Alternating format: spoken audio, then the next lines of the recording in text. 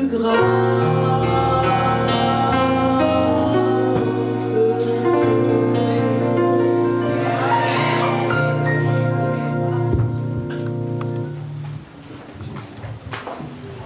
Nous pourrions encore écouter ce chant encore bien longtemps. Amen. Frères et sœurs, c'est un plaisir pour nous de terminer le dernier sabbat, samedi, le dernier sabbat de l'année ensemble. Je vais vous raconter une histoire qu'avec maman et papa, nous allons relire à la maison. Et cette histoire se trouve dans le livre de Ruth. Un livre très court de l'Ancien Testament et qui compte seulement 4 chapitres. C'est l'histoire d'un homme qui s'appelle Elimelech. Sa femme s'appelle Naomi et ils ont 2 fils, Machlon et Kiljon. Ce sont des gens qui vivent très bien, qui sont aisés parce qu'ils ont beaucoup de terre et la terre à l'époque était aussi très productive. Ne voilà-t-il pas, une famine va surgir dans leur pays de Bethléem. Il n'y a pas d'eau, les animaux meurent, il n'y a pas de culture, et s'ils restent dans ce pays, ils vont aussi mourir. Ils vont donc partir. Ils iront donc s'installer au pays de Moab, une grande plaine très fertile, mais contrairement à ce qu'ils ont vécu à Bethléem, pays chrétien, Moab c'est un pays païen, donc tout va changer. Mais quand ils quittent Bethléem, leurs 2 fils sont assez jeunes. Ils ne sont donc pas encore mariés. Et au pays des Moab, c'est l'âge pour être marié. Ces 2 fils, tu peux me rappeler leur nom? Ah non, tu n'es pas un enfant, tu n'as pas 12 ans. Vas-y. Oui, c'est toi. Comment s'appellent les 2 fils de Naomi et d'Elimelech? La maman est tout près, la maman peut te dire? Bon, alors si tu me dis ça à la fin du culte, tu auras un prix. Ils vont donc épouser 2 filles de Moabites, des païennes. Ils vont connaître une vie heureuse dans une famille unie pendant 10 ans. C'est le bonheur total. Au bout des 10 ans, malheureusement, le père va mourir. Et à la mort du père, la mère va se retrouver seule avec ses 2 fils. Malheureusement, après leur mariage, la Bible ne nous dit pas de combien de temps, au bout de combien d'années, mais les 2 fils vont aussi mourir. Et Naomi va se retrouver seule avec ses 2 belles-filles. Ruth, comment s'appelle l'autre belle-fille de Naomi, un enfant qui a 12 ans au maximum? Ah! Oui? Orpa. Très bien, merci beaucoup. Je peux penser que j'accepte que tu ne sois pas près de ta maman parce qu'elle nous fait chanter. Et j'accepte donc la réponse. Ruth et Orpa. Ce n'est plus la famille stéréotypée avec maman, papa, les enfants, la femme des frères. C'est une toute autre famille. Et Naomi va devenir une femme seule, une famille monoparentale, avec sa belle-fille Ruth. L'important à retenir, les enfants, que Ruth, qui était une femme païenne, va accepter le grand Dieu de son beau-père, de son mari et de sa belle-mère Naomi.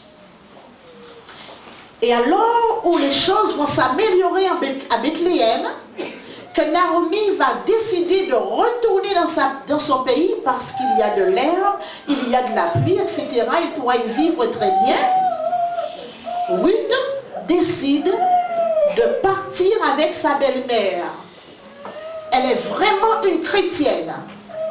Laissez-moi vous dire, retenez une chose. C'est grâce à Ruth que nous sommes aujourd'hui sauvés. Que nous avons le Seigneur Jésus qui a donné sa vie pour nous. Merci les enfants, vous avez été très attentifs. Chers adultes, qu'avons-nous à retenir de cette histoire? Abimelech, Elimelech, Ruth, avant Ruth, Naomi ont constitué ce qui est régulièrement établi, une famille nucléaire, une famille normale, tout ce qu'on peut attendre, le cadre idéal où un homme, une femme et des enfants vont s'épanouir. Mais il y aura des transitions. Naomi ne va pas se remarier, mais elle va devenir une famille monoparentale. Retenez une chose importante, c'est dans cette famille monoparentale que l'arrière-grand-mère de Jésus, les enfants, va prendre naissance. Tout ceci pour dire quoi? C'est vrai qu'aujourd'hui... Comment? L'arrière-grand-père. Je parle de Ruth, autant pour moi, je parle de Ruth, l'arrière-grand-mère, de Ruth.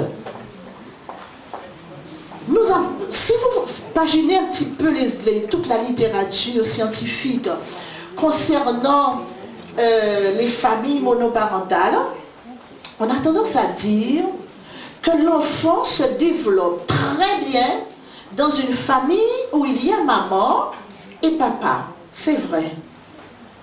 Mais ce qui est encore plus vrai, quand une famille monoparentale s'applique à donner l'instruction qu'il faut à ses enfants, cet enfant a les mêmes chances. Amen. D'ailleurs, seulement en Guadeloupe, j'ai relevé qu'une famille sur 4 aujourd'hui est monoparentale.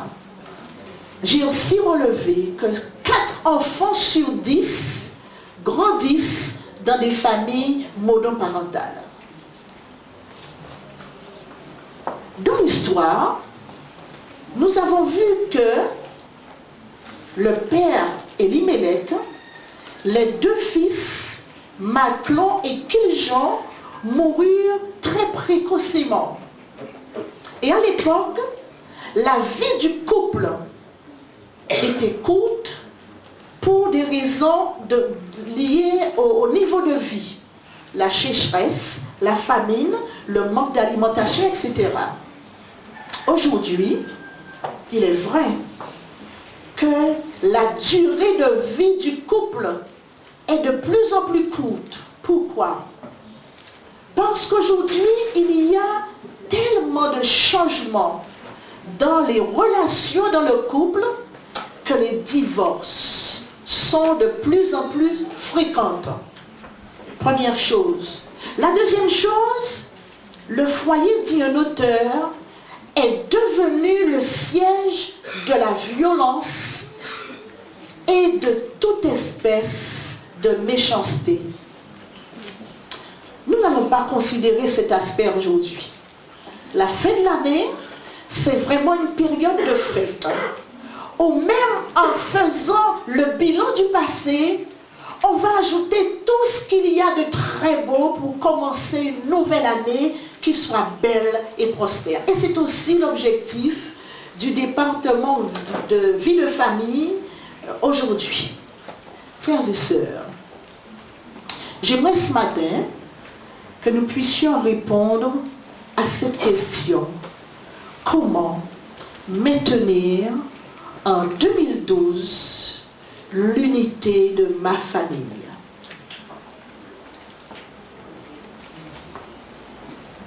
C'est une question que l'on pourrait se poser individuellement. Comment maintenir l'unité de ma famille? Prions Dieu ce matin pour que lui-même nous parle, afin que nos familles soient des lieux apaisés, des lieux de paix, d'amour et d'unité. Prions le Seigneur. C'est un privilège, notre Père, de te connaître, mais souvent, nous sommes préoccupés par notre propre personne et nous oublions de te donner la place qui t'est due ce matin. Nous te remercions déjà de parler au cœur de chaque enfant présent, de chaque époux, de chaque mère, de chaque épouse, de chaque père. Rends-nous attentifs à ta voix. Et déjà, Seigneur, bénis nos familles. Merci pour les recommandations que tu nous donneras maintenant. Que ces recommandations restent gravées dans nos cœurs et que ton nom soit béni jusqu'à ton retour. Amen.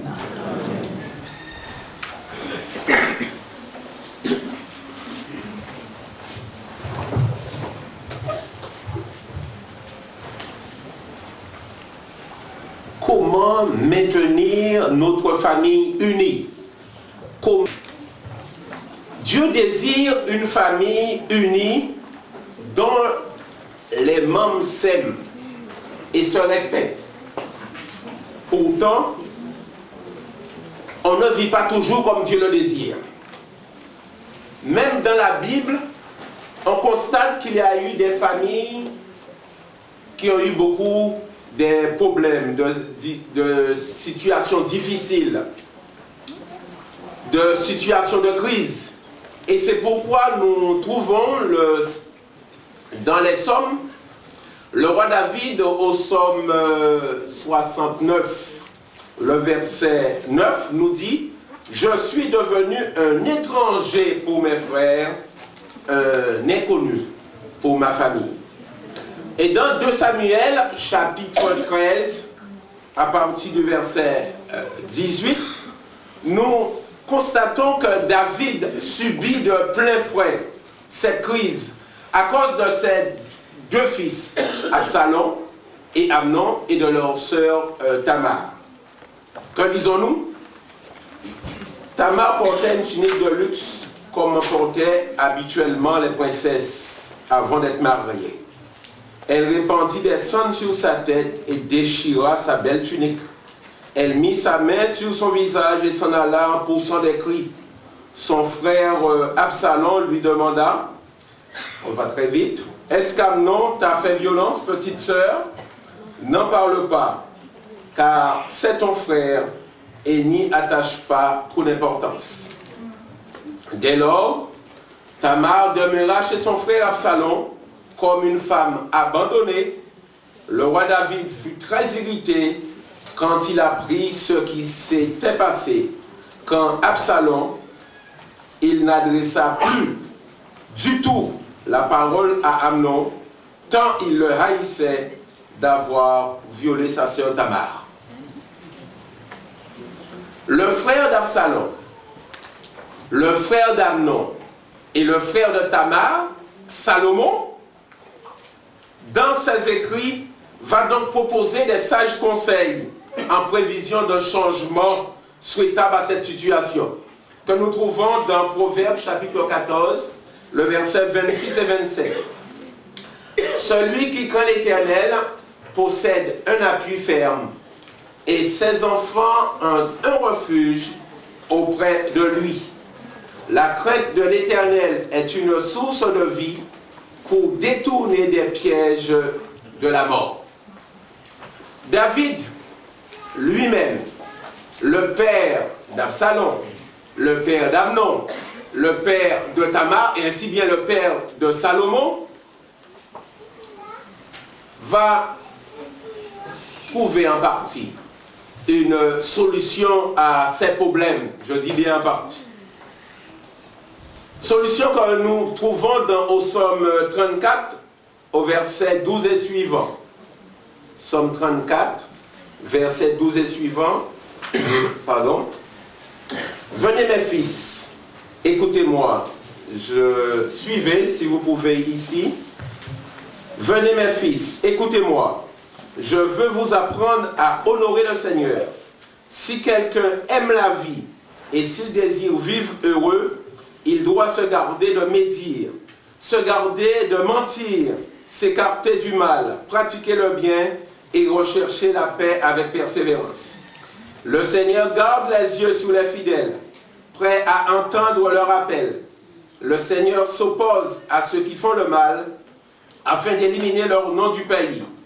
Dès que le fidèle appelle au secours, le Seigneur entend et les délivre de toute leur angoisse. Il est proche de ceux qui ont le cœur brisé, il sauve ceux qui ont l'esprit abattu. Frères et sœurs, nous ne vivons pas toujours comme Dieu le désire. Les familles font face au malheur. Les familles font face à la déception, à la haine, à la trahison, à la confusion, à la séparation. Même dans la Bible, on constate qu'il y a des familles en situation de crise. Ce matin, la question nous est posée. Quelle est-elle cette question qui nous est posée? Comment maintenir notre famille unie? J'aimerais partager avec vous quelques recommandations. Dans Genèse chapitre 7, dans Genèse chapitre 2, au verset 24, nous lisons la première recommandation que nous connaissons parfaitement. C'est pourquoi l'homme quittera son père et sa mère et s'attachera à sa femme et ils deviendront une seule chair. Que doit-il faire? Que devrions-nous faire en formant une famille? Quitter père et mère. Parfois cela est difficile. Ça peut aussi ne pas être père et mère. Ça peut être un ami aussi, quelquefois. Mais il faut quitter pour s'attacher à sa femme. Quitter, c'est se séparer, abandonner. Pour s'attacher, cela veut dire lier, s'associer durablement et apprécier. L'attachement à son épouse ou à son époux est un processus qui demande du temps et des efforts. Dans quel but? Dans le but de devenir une seule chair. Cela veut dire de devenir une famille, de devenir un corps, de devenir une maison. Comment maintenir notre famille unie? Comment maintenir notre famille unie? En quittant père et mère, s'attacher à sa femme et de devenir une seule chair. Continuons. Et découvrons une autre recommandation dans le livre de la Genèse au chapitre 35, au verset 1 à 14. Mais nous allons lire quelques portions. Versets 1 à 3. Dieu dit à Jacob, lève-toi, monte à Bethel et demeure-y là.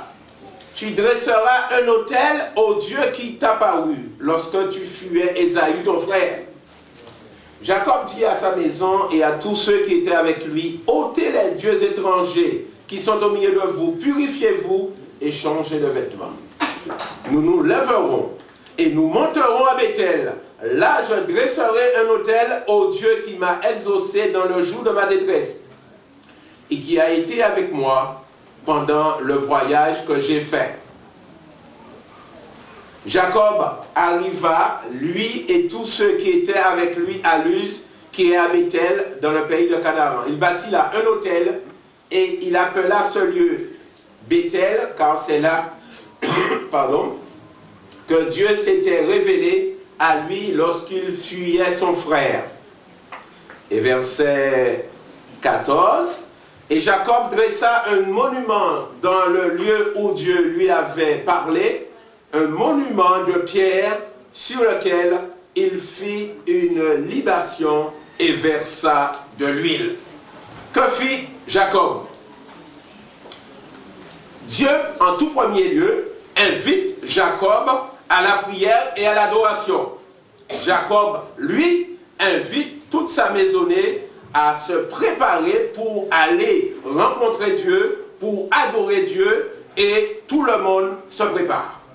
Et au verset 3, nous avons lu comment il dresse un autel, et au verset 14, et cela devient une réalité au verset 7, et au verset 10, il dressa un monument symbole du culte familial.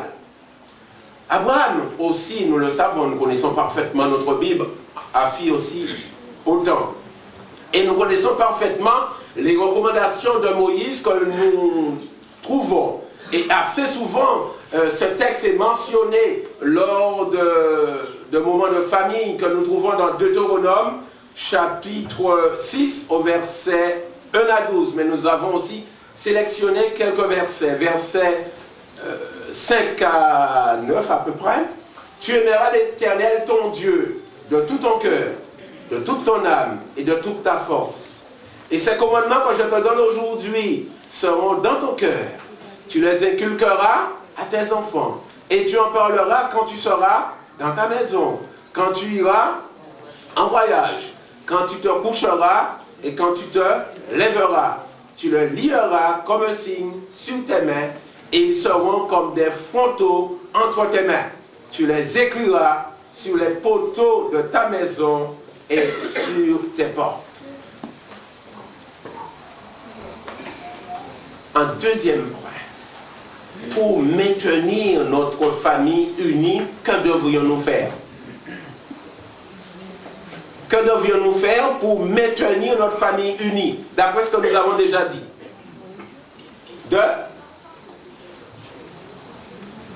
De mettre Dieu à sa place. Et nous l'avons chanté, nous l'avons déjà entendu ce matin. La famille qui prie ensemble reste unie, car ce faisant, on permet à Jésus d'être au centre. C'est comme une roue. Plus on se rapproche du centre, plus l'un se rapproche de l'autre. Deuxième recommandation, pour maintenir notre famille unie, nous devons mettre Dieu à sa place et entretenir avec lui une relation régulière. Voyons la troisième recommandation à notre question. Et nous pouvons considérer deux textes. L'épître de Paul aux Romains, chapitre 13, versets 8 à 10. Qu'est-ce qu'il nous a dit? Ne devez rien à personne, si ce n'est de vous aimer les uns les autres. Car celui qui aime les autres a accompli la loi. En effet, les commandements, tu ne commettras point d'adultère, tu ne tueras point, tu ne déroberas point, tu ne convoiteras point. Et ce qu'il peut encore avoir se résume dans cette parole, tu aimeras ton prochain comme toi-même. Il est bien dit ton prochain, a fortiori notre époux, notre épouse ou nos enfants. L'amour ne fait point de mal au prochain. L'amour est donc l'accomplissement de la loi. Deuxième texte dans 1 Jean, chapitre 4, versets 7 à 11. Bien-aimés, aimons-nous les uns les autres, car l'amour est de Dieu. Et quiconque aime est né de Dieu et connaît Dieu. Celui qui n'aime pas n'a pas connu Dieu, car Dieu est amour. L'amour de Dieu a été manifesté envers nous en ce que Dieu a envoyé son Fils unique dans le monde afin que nous vivions par lui. Et cet amour consiste non point en ce que nous avons aimé Dieu, mais en ce qu'il nous a aimés et a envoyé son Fils comme victime expiatoire pour nos péchés. Bien-aimés, si Dieu nous a ainsi aimés, nous devons aussi nous aimer les uns les autres. Le vrai amour, chers frères et sœurs, chers amis, ne consiste pas à aimer, eh bien, quand les choses vont bien. Ce n'est pas un sentiment dépendant des bons moments. C'est un principe qui aide à considérer l'autre comme digne de respect, c'est un devoir incontournable. Aimer, c'est respecter les droits de l'autre, donc c'est être juste. La justice, c'est respecter les limites relationnelles, c'est respecter l'espace vital de l'autre. Et dans les moments de conflit, on va tout faire pour les régler dans l'amour et le respect. Personne n'est parfait, mais nous apprenons à grandir dans l'adversité. Troisième recommandation, c'est s'exercer à s'aimer. S'aimer, c'est un exercice. Et cette recommandation, eh bien, elle est très importante parce que nous devons nous exercer à nous aimer. Les familles, comme nous l'avons su, cela nous a été rappelé ce matin, est composée de toute composition, structure. Ça peut être mère et enfant seul, ou père et enfant seul. Mais nous devons savoir que quelle que soit la structure de la famille, quelle que soit la composition de la famille, il est à noter une chose importante. Cette chose importante, c'est que chaque membre de la famille a une responsabilité. Quelle est la responsabilité de l'époux? Nous lisons Éphésiens chapitre 5, versets 28 et 29. C'est ainsi que les maris doivent aimer leurs femmes comme leur propre corps. Celui qui aime sa femme s'aime lui-même, car jamais personne n'a haï sa propre chair. Notez bien le premier point. Nous avons bien noté le premier point. On devait quitter père, mère, s'attacher à sa femme et devenir une seule chair. Car jamais personne n'a haï sa propre chair, mais il la nourrit et en prend soin, comme Christ le fait pour l'Église. Donc la responsabilité de l'époux, c'est d'aimer ses enfants, d'aimer sa femme. Voilà la responsabilité de l'époux. L'épouse, quelle est sa responsabilité? Eh bien, nous trouvons la réponse dans Éphésiens, chapitre 12 et le verset 4. Une femme vertueuse est la couronne de son mari, mais celui qui fait honte est comme la carie dans ses os. Et nous trouvons aussi Proverbe, qu'est-ce que j'ai dit? Éphésiens, autant pour moi. Proverbe chapitre 12. Proverbe chapitre 12. Et dans Proverbe chapitre 31, qui peut trouver une femme vertueuse? Elle a bien plus de valeur. Son mari est considéré aux portes lorsqu'il siège avec les anciens du pays. Elle ouvre la bouche avec sagesse et des instructions aimables sont sur sa langue. Elle veille sur ce qui se passe dans sa maison et elle ne mange pas le pain de paresse. Ses fils se lèvent et la disent heureuse. Son mari se lève et lui donne des louanges. Quelle est la responsabilité de l'épouse? Comment doit-elle être l'épouse? Quelle vertu elle doit posséder? Elle doit être vertueuse. Voilà. Et les enfants? Parce qu'une famille a aussi des enfants. Éphésiens chapitre 6, versets 1 à 3. Enfants, obéissez à vos parents selon le Seigneur, car cela est juste. Honore ton père et ta mère, c'est le premier commandement avec une promesse, afin que tu sois heureux et que tu vives longtemps sur la terre. Donc les enfants doivent être, les enfants, les trois premiers là, comment vous devez être? Obéissants. Voilà, vous avez trouvé la réponse. Donc là, la quatrième recommandation pour que notre famille soit une famille unie, pour maintenir notre famille unie, c'est de s'appliquer à mener à bien ses responsabilités selon les valeurs données par Dieu. Frères et sœurs, pour une famille unie, nous avons aussi besoin de bien communiquer.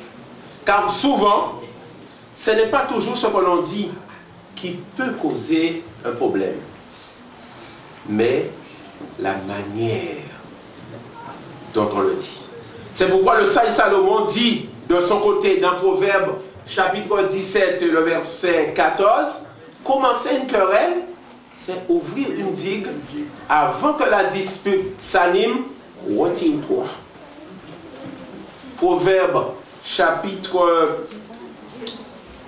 15, versets 1, 2, 4 et 17. Une réponse douce calme la fureur, mais une parole dure excite la colère. La langue des sages rend la science aimable et la bouche des insensés répand la folie. La langue douce est un arbre de vie, mais la langue perverse brise l'âme.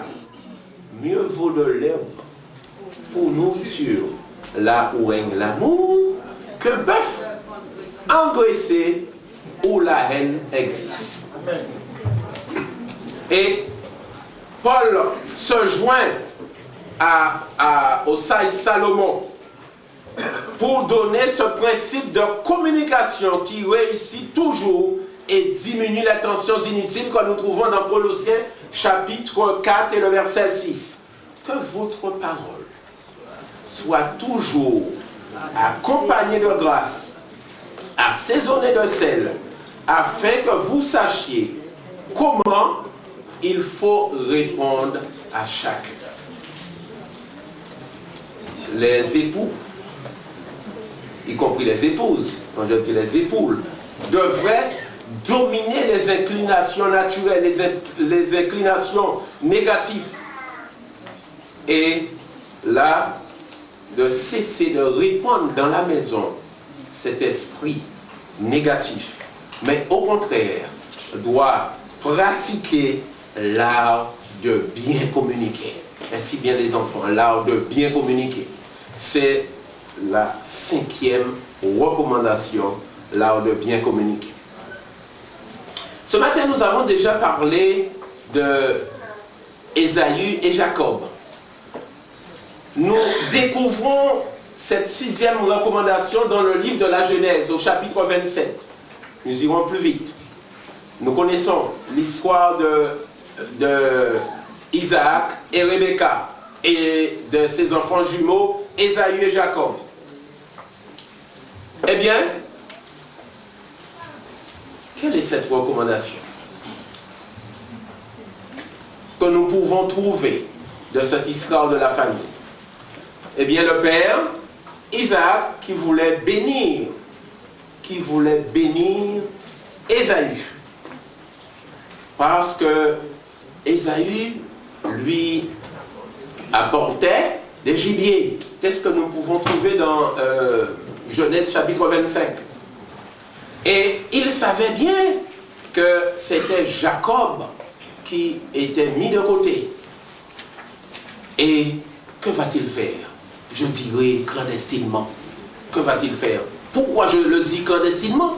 Parce qu'il n'ose pas mettre au courant sa femme, son épouse, et je dirais même Jacob.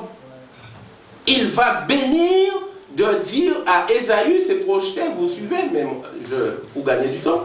Et à ce moment, il va demander à Ésaü d'aller lui prendre des gibiers pour qu'il puisse le bénir. Que constatons-nous ici dans cette famille? Nous constatons déjà que la famille est divisée. Ils vivent ensemble, mais il y a déjà un problème. Nous constatons la désunion qui est en train de se mettre en place. Et nous connaissons parfaitement notre Bible. Nous savons ce qui va se passer, la haine qui s'installera après entre Ésaü et Jacob, et comment la mère Rebecca, après la réconciliation de ses fils, ne va plus revoir tout de même son fils Jacob. Que tirons-nous comme leçon? Notre 6e recommandation. De cette histoire que je vous invite de lire, c'est quelques chapitres de la Bible. L'histoire de cette grande famille. Isaac, qui veut bénir Ésaü sans en parler à sa femme. Et nous constatons que les membres de la famille, dans ce cas, sont au même endroit, mais sont divisés. Et nous n'arrivons pas bien loin que la haine ou même l'antipathie puisse s'installer. Que doit-on faire pour maintenir notre famille unie? Nous sommes positifs ce matin. Que doit-on faire? Que dois-je faire pour maintenir ma famille unie? Faire des projets ensemble en tenant compte de chacun des membres de la famille. Faire des projets ensemble. Quel exemple de projet que nous pouvons faire ensemble? C'est très simple. Nous avons aussi déjà parlé ce matin, prier ensemble. S'amuser ensemble. N'est-ce pas les enfants? Ça c'est excellent. Passer des vacances ensemble. Et encore pour d'autres, eh bien, des projets ensemble, eh bien, des projets, des dépenses du foyer ensemble. Considérer les achats ensemble. Et bien d'autres choses. Pourquoi ensemble? Parce que nous formons une seule chair. 6e recommandation, faire des projets ensemble en tenant compte de chacun des membres de la famille. Dernière recommandation, la 7e. Nous pouvons lire cette 7e recommandation dans 1 Corinthiens chapitre 10, le verset 31. Soit donc que vous mangiez, soit que vous buviez, soit que vous fassiez quelque autre chose, faites tout pour la gloire de Dieu. Comment pouvons-nous maintenir notre famille unie? En faisant tout pour la gloire de Dieu. En faisant tout pour plaire à Dieu. Pour cela, il nous faut développer les vertus chrétiennes mentionnées dans Galates chapitre 5, le verset 22 que nous connaissons parfaitement. Amour, joie, paix, patience, bonté, bénignité, fidélité, douceur, tempérance. Et enfin, s'approprier les qualités que nous trouvons dans 1 Corinthiens chapitre 13, versets 4 à 8. Dans lui second, il nous a dit charité, mais c'est amour. Et la charité est patiente, pleine de bonté. Elle est pas envieuse, ne se vante point.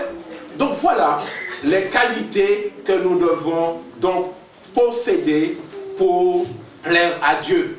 Et ainsi bien que les vertus chrétiennes, nous devons aussi les développer. Donc, la dernière recommandation, c'est plaire à Dieu. Vivre pour plaire à Dieu. Nous venons de voir ces quelques recommandations ô combien nécessaires pour vivre une vie, pour maintenir notre famille unie. La première recommandation, c'est être en mesure de quitter, de s'attacher et de devenir une seule chair. La deuxième recommandation, c'est de mettre Dieu à sa place et entretenir avec lui une relation régulière. La troisième recommandation, c'est de s'exercer à s'aimer. La quatrième recommandation, s'appliquer à mener à bien ses responsabilités selon les valeurs données. La cinquième recommandation, c'est pratiquer l'art de bien communiquer. La sixième recommandation, faire des projets ensemble en tenant compte de chacun des membres de la famille. Et enfin, vivre pour plaire à Dieu.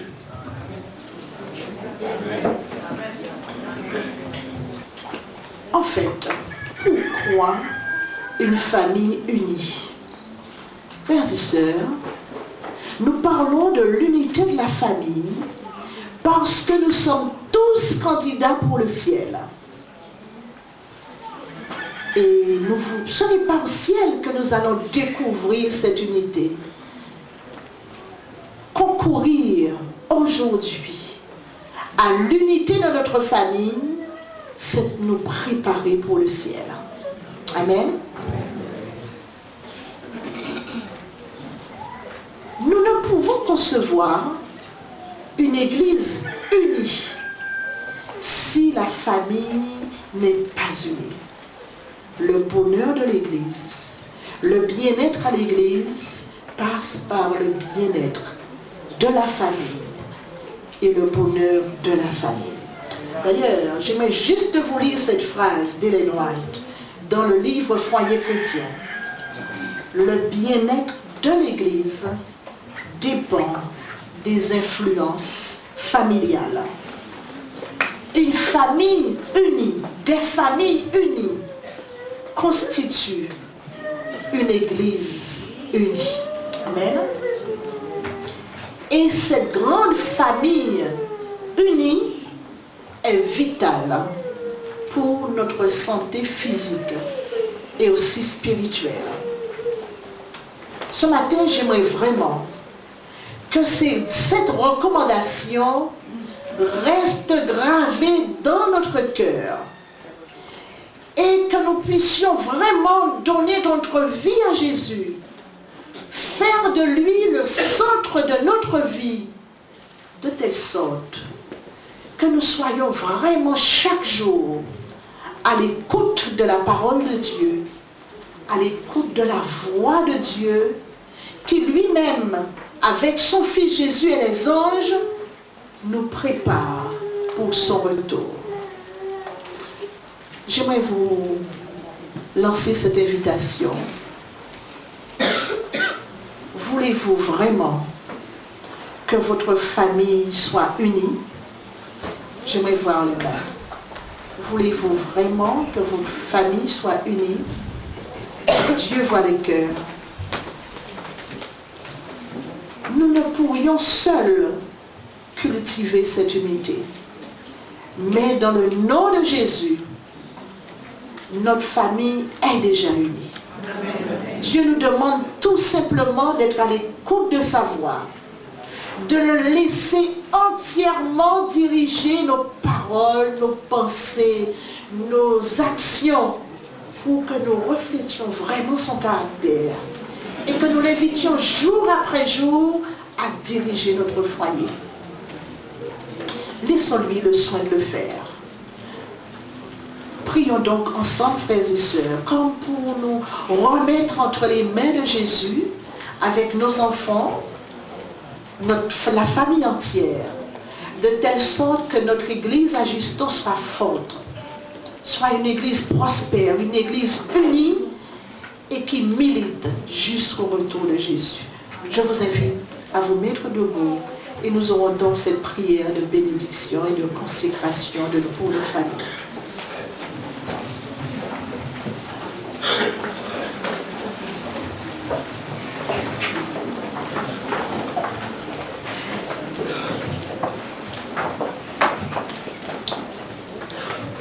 Notre Dieu, notre Père,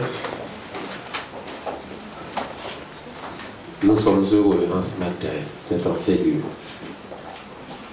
Nous avons l'assurance de ta présence. Tu as parlé au cœur de chacun de nous. Nous nous sommes sentis vraiment concernés. Et nous avons compris qu'il nous faut améliorer les relations familiales. Il nous faut davantage développer ces recommandations communes nécessaires afin que notre famille soit unie en toi.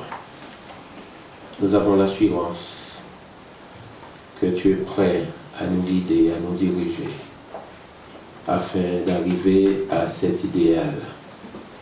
Cela n'est pas facile, mais nous savons que tu es un Dieu de victoire. Nous savons que la victoire est en toi.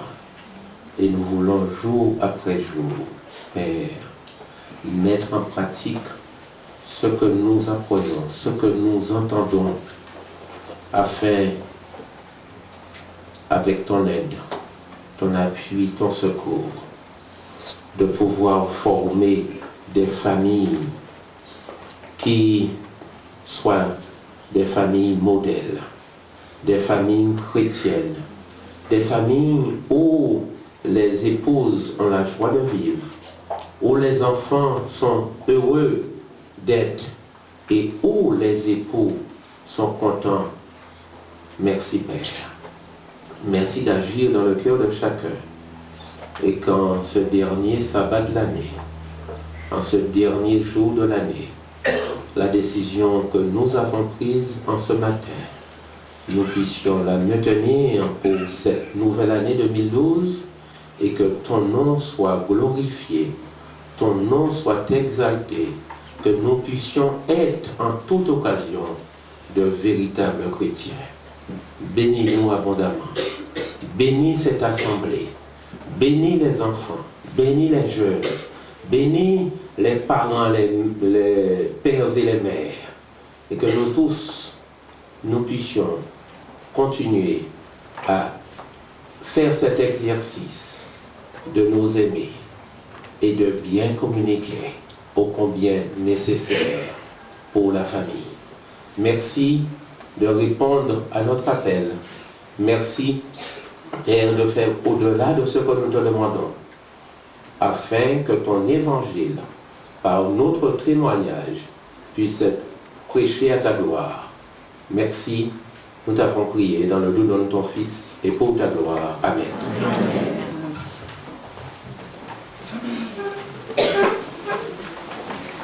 Restez debout, s'il vous plaît, restez debout. Restez debout. Pendant que vous êtes debout, prenez votre louange, cherchez le numéro 432, nous allons chanter.